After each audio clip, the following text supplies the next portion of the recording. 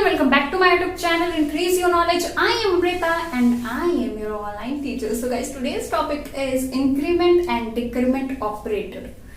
Now guys, in my previous video we had already discussed about arithmetic operator. So guys, if you haven't watched my previous video, then go and watch my previous video first, then come to this video. तो मैंने previous video में आपके साथ arithmetic operator के बारे में सारी चीजें डिस्कस कर ली हैं। तो अगर आपने मेरी प्रीवियस वीडियो को नहीं देखा है तो प्लीज मेरी प्रीवियस वीडियो को पहले देख लीजिए, देन इस वीडियो पे आइए तो आपको चीजें और अच्छे से समझ में आएंगी। ठीक है, देन हमारा नेक्स्ट ऑपरेटर क्या है? Increment and decrement operator. What is the symbol of increment and decrement operator? Look here, plus plus is the symbol of increment operator, right? This is increment operator and the symbol of minus minus is known as decrement operator. Clear? Okay, note this. Now the one thing that the increment and decrement operator are also known as unary operator. What I say, it is also known as unary operator. Note this. Why increment and decrement operator are called unary operator? In my previous video we had already discussed about arithmetic operator and we know that arithmetic operator are also known as binary operator, right? And we know that what is the reason behind it. तो arithmetic operator को क्या बोलते हैं? हम binary operator बोलते हैं। लेकिन इस क्यों बोलते हैं binary operator? Because for performing arithmetical operation, or I can say for performing arithmetic operator, we need to require two operands. हमको क्या होती है? हमको रिक्वायर होती है कि टू ऑपरेंड्स हमारे पास होंगे तभी हम अर्थमेटिक ऑपरेटर का यूज कर सकते हैं या फिर अर्थमेटिकल ऑपरेशन परफॉर्म कर सकते हैं। इसलिए हम अर्थमेटिक ऑपरेटर को क्या बोलते हैं? बाइनरी ऑपरेटर भी बोलते हैं। Now here increment decrement operators are known as unary operator. नाम से ही समझ में आ रहा होगा क्या नाम है इसका? Unary operator. That means for performing increment and decrement operation we need, और I can say we require only one operand. Clear है? Only one operand. यहां पर हमको केवल ओनली वन ऑपरेंड की नीड होती है। ठीक है, इसलिए that's why increment and decrement operator are known as unary operator. Clear है? नोट कर लो इसको। Now the second thing, what is increment operator and what is decrement operator? How to perform increment operation and how to perform decrement operation? Listen. In the case of increment operation, or can say increment operator, the value of variable is increment by 1. यहां पे क्या होता है? जो value होती है variable की वो इंक्रीज हो जाती है 1 से। और in the case of decrement operator, और I can say decrement operation, the value of variable is decrement by 1। Clear है? और यहां पे क्या होता है? 1 से डिक्रीमेंट हो जाता है। क्लियर है? अब एग्जांपल देखेंगे। फॉर एग्जांपल यहां पे हमने क्या बोला कि यहां पे इसको हम कैसे लिख सकते हैं? अगर आपके पास कोई वेरिएबल a है and the type of variable is integer, right? मैंने क्या बोला कि जो आपका टाइप है वेरिएबल का वो इंटीजर है और आपने इंक्रीमेंट ऑपरेशन परफॉर्म किया हुआ है। That means plus plus a, इस तरह से आपने अपने प्रोग्राम में किया हुआ है। What is the mean of this? This means a is equal to a plus 1. It is similar to, exactly similar to a is equal to a plus 1. And in the case of decrement operator, it is exactly similar of a is equal to a minus 1. यही कर रहे हैं इसमें और कुछ नहीं। ठीक है, तो ये क्या है? ये आपका यहाँ पर जो वेरिएबल a की वैल्यू है वो क्या हुई? 1 से इंक्रीज हो गई और यहाँ पर जो वैल्यू ऑफ वेरिएबल है वो 1 से डिक्रीज हो गई।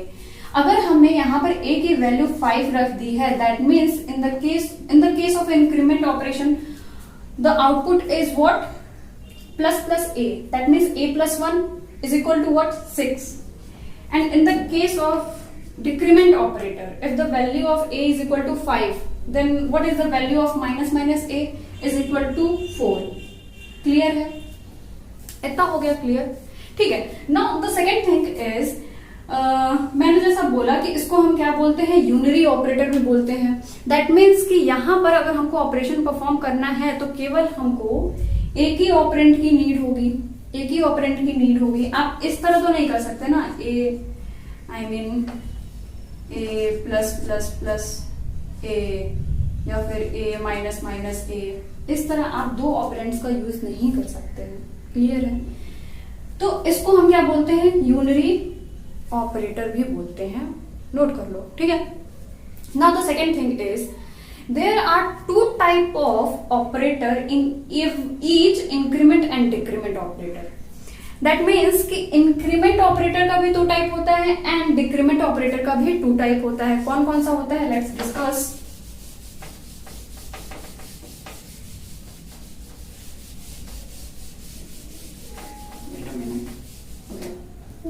तो इंक्रीमेंट ऑपरेटर में जो पहला टाइप होता है उसको हम बोलते हैं pre increment operator, and second is post increment operator. यहां पे हमने क्या यूज किया है, प्री एंड पोस्ट. ठीक है, दोनों में सिमिलर होता है. इंक्रीमेंट में क्या होता है, प्री इंक्रीमेंट ऑपरेटर, लिख लेना ऑपरेटर, एंड सेकंड क्या होता है, पोस्ट इंक्रीमेंट ऑपरेटर. ठीक है. नाउ सिमिलरली डिक्रीमेंट में भी होता है pre decrement and post decrement. क्या होता है,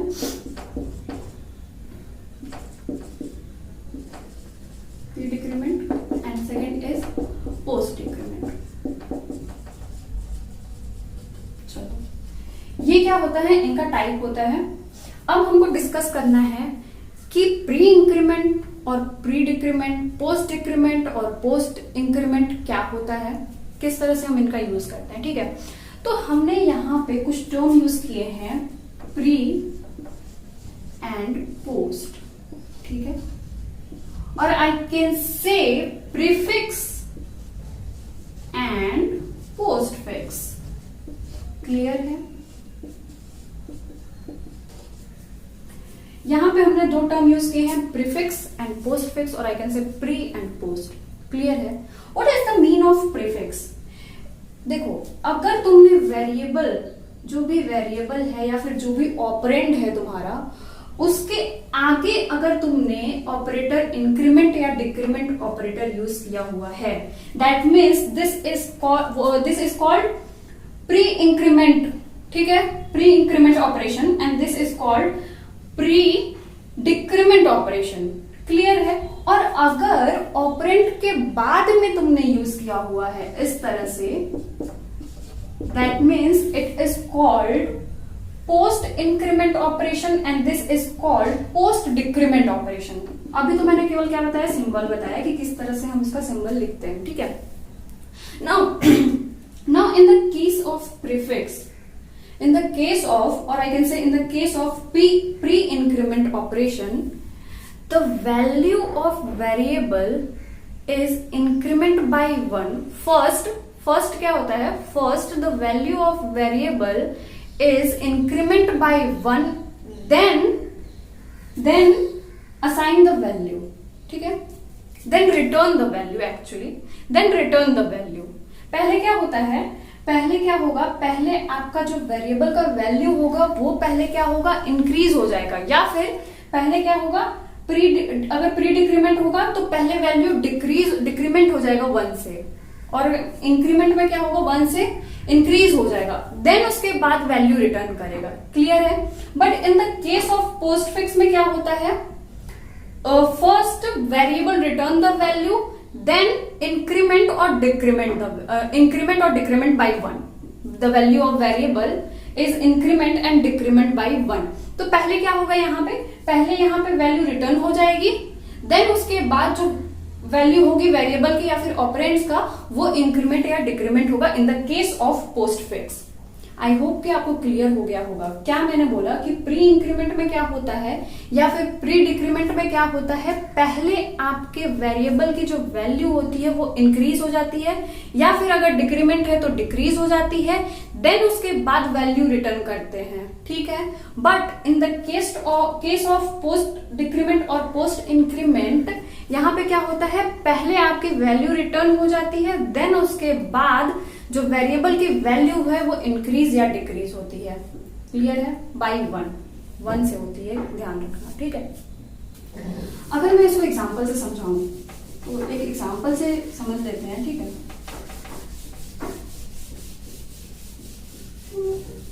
एक एग्जांपल से समझ लेते हैं, या फिर मैं बोल दूं एक प्रोग्राम से समझ लेते हैं। फॉर एग्जाम्पल इंक्रीमेंट, यहाँ लिख लेना हैज इंक्लूड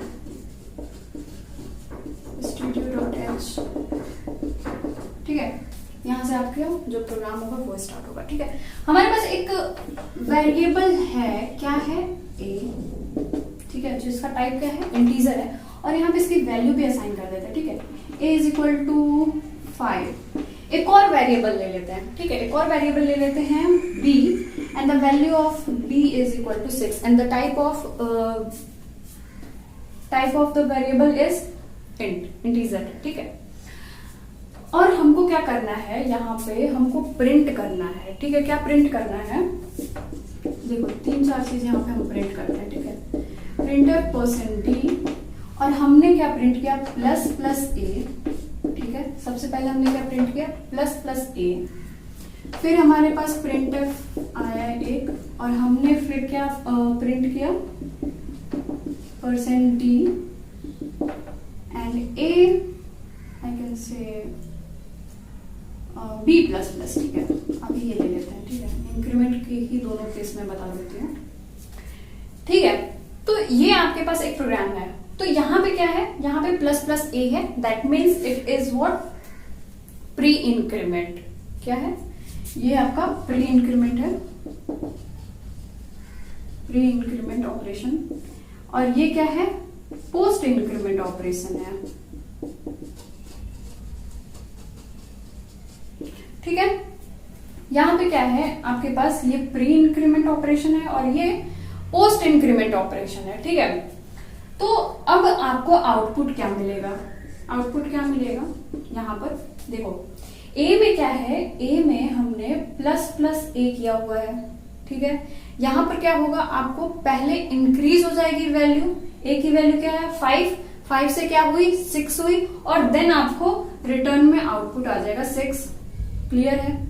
यहां पर क्या है, पोस्ट इंक्रीमेंट है, पोस्ट इंक्रीमेंट है, दैट मीन्स कि आपको पहले वैल्यू डिस्प्ले हो जाएगी, दैट मीन्स कि यहां पर आपको वैल्यू 6 ही मिलेगा। उसके बाद फर्दर, उसके बाद अगर कोई ऑपरेशन होता बी के लिए, दूसरा कोई ऑपरेशन होता, तो वो अपडेटेड वैल्यू लेता। कौन सा वैल्यू लेता, फिर उसके बाद अपडेटेड कौन सी वैल्यू लेता, 7। दैट मीन्स कि अगर सपोज यहां पर हमने अरिथमेटिक ऑपरेशन परफॉर्म किया और हमने यहां पर प्रिंट करा दिया, print f %d a plus b, clear है। तो देखो यहां पे वैल्यू क्या आई, a की वैल्यू क्या आई, अपडेटेड वैल्यू a की क्या है 6, ठीक है, ध्यान रखना। यहां पर हमको b की वैल्यू क्या मिली, आउटपुट में हमको 6 मिला, लेकिन मैंने क्या बोला, वैल्यू रिटर्न होने के बाद इसकी जो वैल्यू होगी वो 1 से क्या हो जाएगी, इंक्रीज हो जाएगी। दैट मीन्स कि अपडेटेड वैल्यू b की क्या है 7 है। क्लियर है? अब हमने a प्लस b किया तो 7 प्लस 6 करेंगे, ना कि 6 प्लस 6 करेंगे, ये गलत होगा। 7 प्लस 6 करेंगे, that is equal to what, 13। तो आपको 13 मिल जाएगा आउटपुट में। क्लियर है? आई होप कि आपको क्लियर हो गया होगा ये चीज। सिमिलरली हम डिक्रीमेंट में भी बिल्कुल सिमिलर रहता है, बिल्कुल सिमिलर रहता है, कोई चेंजेस नहीं होता है।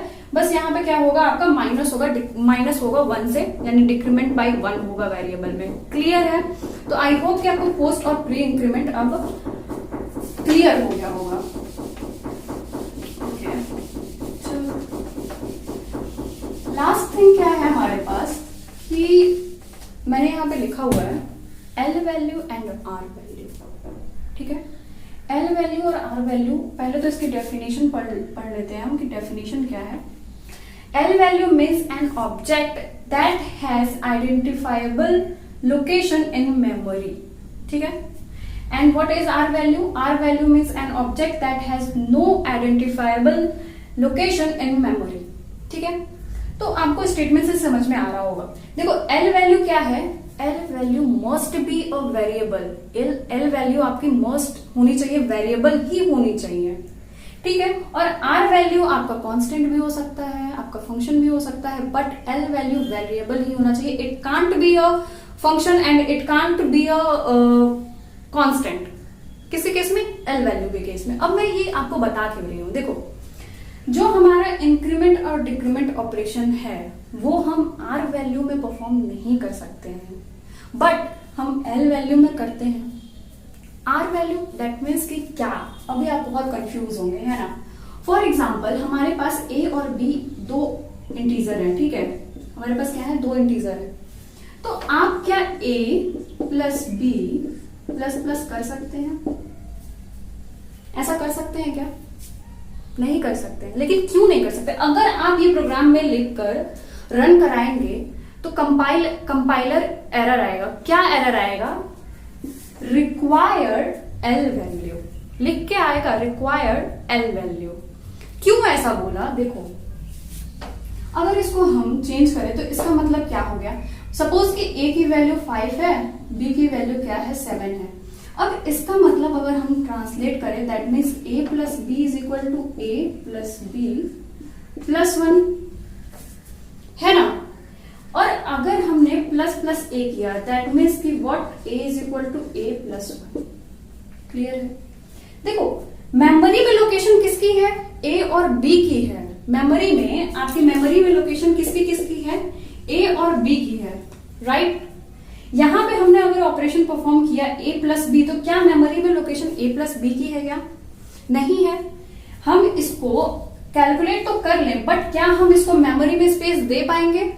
नहीं दे पाएंगे. यही हमारा क्या है? ये हमारा R वैल्यू है. आप R वैल्यू पे इंक्रीमेंट और डिक्रीमेंट ऑपरेशन परफॉर्म नहीं कर सकते हैं, बट यहाँ पे क्या है? यहाँ पे आप अगर आपने कैलकुलेट किया that is equal to 6, that means कि आप अपडेट कर सकते हैं. यहाँ पे आप इसको लोकेशन दे सकते हैं, बट क्या है? आप यहाँ पे लोकेशन A प्लस बी का लोकेशन है क्या? नहीं है. That's why increment and decrement operators are known as unary operator. Clear? I think कि आपको और अच्छे से यहाँ पे क्लियर हो गया होगा कि हम इन ऑपरेटर्स को यूनरी ऑपरेटर क्यों बोलते हैं, राइट. यहाँ पे आप लोकेशन दे सकते हैं, बट क्या A प्लस बी का लोकेशन आप कैलकुलेट तो कर लेंगे. कैलकुलेट करके आंसर तो आ जाएगा, बट क्या ये लोकेशन ले पाएगा A प्लस बी? मेमोरी में लोकेशन किसकी है? A और B की है, अलग अलग है. A प्लस बी की नहीं है. हाँ, आप इसको इस तरह कर सकते हैं. आपको अगर इस तरह करना है तो आप इस तरह कर सकते हैं. एक तीसरा वेरिएबल C लीजिए. ठीक है, तीसरा वेरिएबल C लिया और वहां पे हमने क्या किया? एडिशन परफॉर्म किया A प्लस बी. देन उसके बाद हम क्या करें? इंक्रीमेंट और डिक्रीमेंट ऑपरेशन परफॉर्म कर दे, C प्लस प्लस कर दे. क्लियर है? तो यहाँ पे क्या होगा? यहाँ पे आपका simply C is equal to C plus 1. That means exactly that means C is equal to C plus 1. यहाँ पे A प्लस बी का क्या आ जाएगा? 7 प्लस 5 12. ठीक है, 12. तो यहाँ पे क्या हो जाएगा? 30. तो यहाँ पे आप इस तरह परफॉर्म कर सकते हैं, बट इस तरह नहीं कर सकते. यही आपकी क्या है? ये आपका क्या है? R वैल्यू है. ठीक है, दैट यही मैंने बताया कि आप इंक्रीमेंट और डिक्रीमेंट ऑपरेशन R वैल्यू पे परफॉर्म नहीं कर सकते. अगर आपने यहाँ पे ये परफॉर्म किया, आपने ये प्रोग्राम रन किया, तो वहां पे क्या एरर आएगा आपके पास? L value required. ठीक है, क्योंकि आप मेमोरी में स्पेस नहीं दे सकते हैं. सो ये चीज जानना जरूरी था. और आई होप कि आपको इंक्रीमेंट डिक्रीमेंट ऑपरेटर समझ में आ गया होगा और इसके टाइप भी समझ में आ गए होंगे, और जितने ऑपरेशन मैंने परफॉर्म किया वो सारी चीजें आपको समझ में आ गई होंगी. सो गाइस, अगर आपको मेरी वीडियो से कुछ भी सीखने को मिला हो तो प्लीज मेरी वीडियो को लाइक करें, मेरे चैनल को सब्सक्राइब करें, and don't forget to share with your friends and family. Like कर दिया करो और सब्सक्राइब भी. Thanks for watching. मिलते हैं नेक्स्ट वीडियो में. Thank you.